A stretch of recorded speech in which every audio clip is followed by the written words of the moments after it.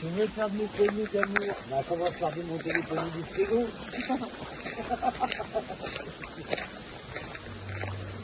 Ramadan, ça m'a jamais fait maigrir. On a déjà parti par là. Ouais, mais Là, c'est d'accord. pour passer par là, pour aller de... Après, il faut regarder si on aura eu joué au spectacle d'oiseaux. Non, plus.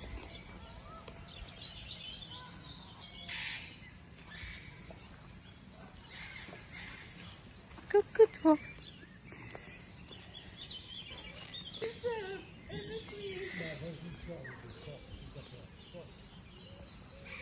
Moi, j'ai rien à manger, maman. Ah, il veut manger. نخرجوا من là, c'est par là. Ils vont peser entre 250 et 300 grammes. Ils sont tout légers. Pourtant, il y a longtemps, surtout au Moyen-Âge, on disait qu'elles portaient malheur et on avait pris l'habitude d'attraper ces oiseaux vivants et de les clouer sur tout ce qui était grange, maison. La chouette effraie est devenu le rapace nocturne qui est le plus présent chez nous.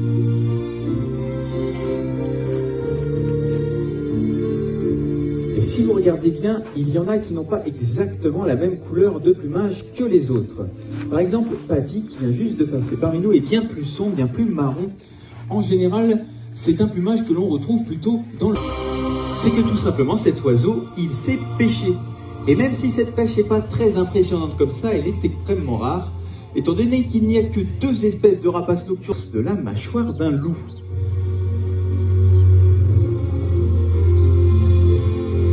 Et Boubou, il est capable aussi d'aller capturer directement dans les nids des oisillons. Et pour ce, il ne va même pas avoir besoin de se poser. Il les capture avec ses pattes et n'en ont pas.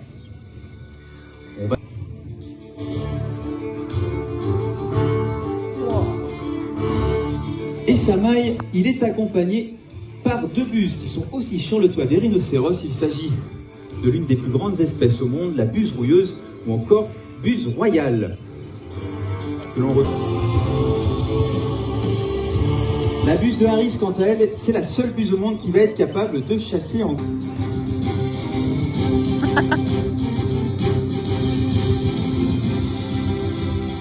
Et du haut de ses longues pattes, cet oiseau, il va faire des bonds à plus de 7-8 mètres du sol pour aller capturer les insectes en plein vol. Enfin, quand il veut.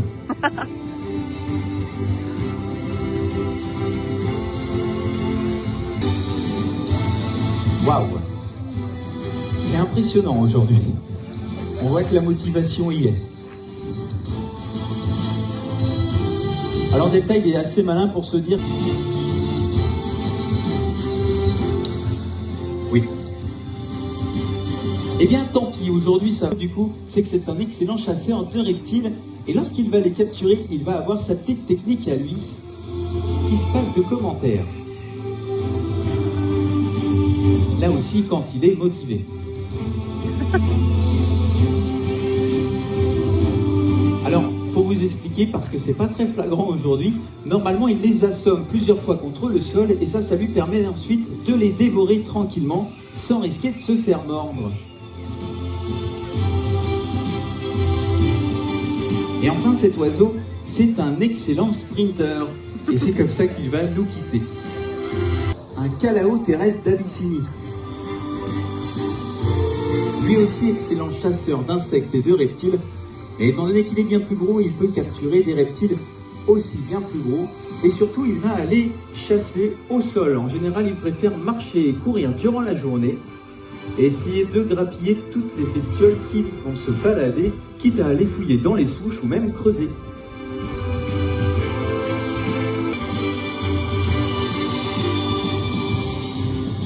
D'Amérique du Nord, il s'agit des bigargues à tête blanche, aussi appelés aigles pêcheurs américains.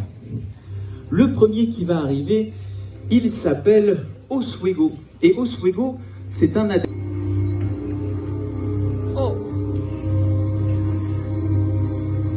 Oswego, lui, c'est un tiercelet. Et si je le précise, c'est que c'est comme ça que l'on va appeler les mâles chez les rapaces. Et c'est assez important, étant donné que les mâles font un tiers du poids de moins que celui des femelles, qui, elles, en général, vont se mettre à défendre les nids.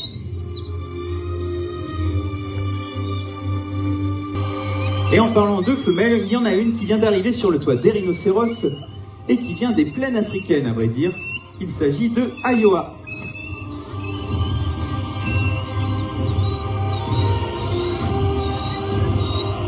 Alors chez nous aussi, il va y avoir un pigargue. Il s'agira du pigargue à queue blanche. Et comme son nom l'indique, il a une de les capturer avec des spicules.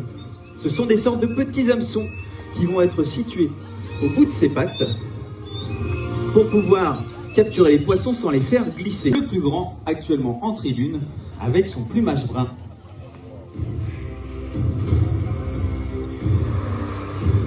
Et il est accompagné par un plus petit vautour avec un plumage clair. Il s'agit du vautour à dos blanc que l'on retrouve en Afrique, accompagné par un grand échassier. Il s'agit du marabout d'Afrique.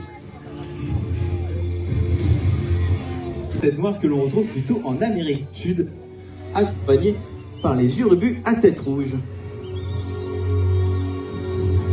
Qui est, comme son nom l'indique, aux fruits du palmier.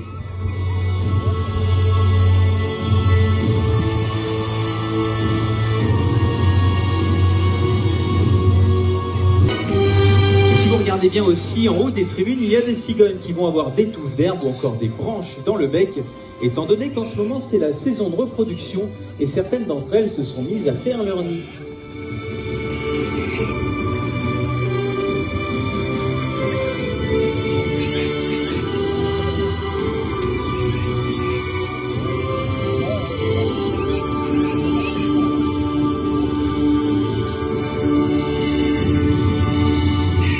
N'oubliez pas que vous êtes en jupe, hein, les filles.